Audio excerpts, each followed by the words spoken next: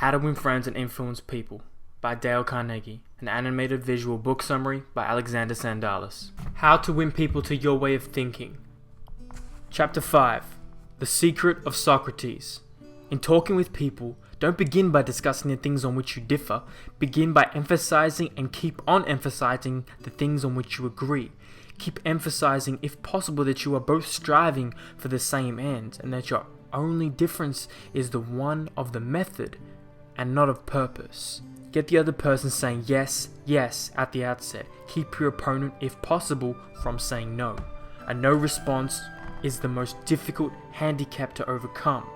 When you have a no, or your pride of personality demands that you remain consistent with yourself, you may later feel that a no was ill-advised. Nevertheless, there is your precious pride to consider. Once having said a thing, you feel you must stick to it. Hence, it is of the very greatest importance that a person be started in the affirmative direction. Because people don't like to sacrifice their pride and their character in going back on the word that they said. It compromises your identity, it compromises your pride, it compromises your security. So of course people don't want to go back on their word, especially if they say something as large as the word no. Because you gain power when you say no. You gain power when you say yes, but the negative connotation of no gives you a sense of satisfaction in a lot of people. So that's the importance of this principle in understanding. Ideally, you don't want the other person saying no. You want them saying yes first. Because the skillful speaker gets at the outs a number of yes responses. This sets the psychological process of the listeners moving in the affirmative direction. Because a no really doesn't mean no. He or she is doing far more than saying that simple two-letter word. The entire organism, the entire person is being conditioned into a state of rejection. The word no sets up the whole neuromuscular system in our body in guard against acceptance. On the contrary, when a person says yes, none of those withdrawal activities take place. In fact, quite the opposite. The person is more forward-moving, accepting, and open. So if we can get a yes at the very outset, it is more likely we are to succeed in capturing the attention for our ultimate proposal. There's a story of this bank teller who had a customer who was refusing to give him any personal information in opening his bank account. Now the normal reaction would to be, well sir, if you don't give these details then we can't open the bank account for you, obviously. You give an ultimatum, unfortunately, and that results in the person either walking or staying. Usually walking away, especially with people who are so steadfast in their opinions. So the teller decided, you know what, I'm going to get him to say yes, yes from the start. So the teller agreed that the information the customer refused to give was not absolutely necessary, so he agreed with him. However, he said, suppose you have the money in this bank at your death. Wouldn't you like to have the bank transfer it to your next of kin who is entitled to it? Customer said, yes, of course.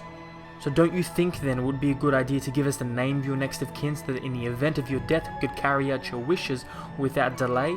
Again, he said yes, that's 2 yeses.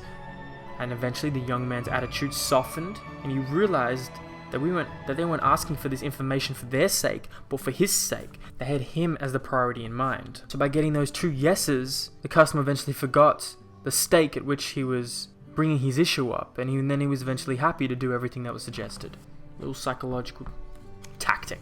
Now you can begin to see how these principles are all very, very intertwined. You might be repeating similar things, noticing that it doesn't pay to argue and is much more profitable and interesting to look at things from the other person's point of view. It's another principle we covered, and we do this by trying to get the person to say yes. Yes. Maybe you think, what is this method? What is this tactic? What is this yes, yes? Come on, who made this up? This ain't gonna work. It's too simple. Okay. Well, have you heard of a philosopher called Socrates? One of the greatest philosophers the world's ever known. We're still talking about him, even though his death was 24 centuries ago. A man who has challenged the whole course of human thought. But what did he do? He didn't tell people they were wrong. He's too smart for that. His technique, called the Socratic Method, was based upon this principle of getting a yes-yes response. He asked questions which his opponent would have to agree. He kept on winning one admission after the other until he had an armful of yeses. He kept on asking questions until finally his opponents found themselves embracing the conclusion they would have bitterly denied a few minutes previously.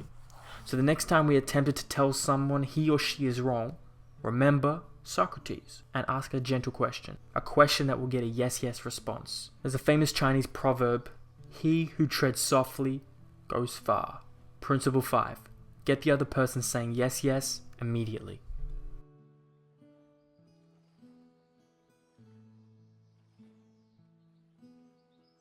If you've made it this far through the video to the end, thank you so much. I appreciate you more than you know. It's really important to me that you follow me on social media, but only if you actually intend on watching and or reading the content I produce. Do not subscribe just because you think I'm okay. Hold yourself to higher standards to only learn from those you think you can attain great value from.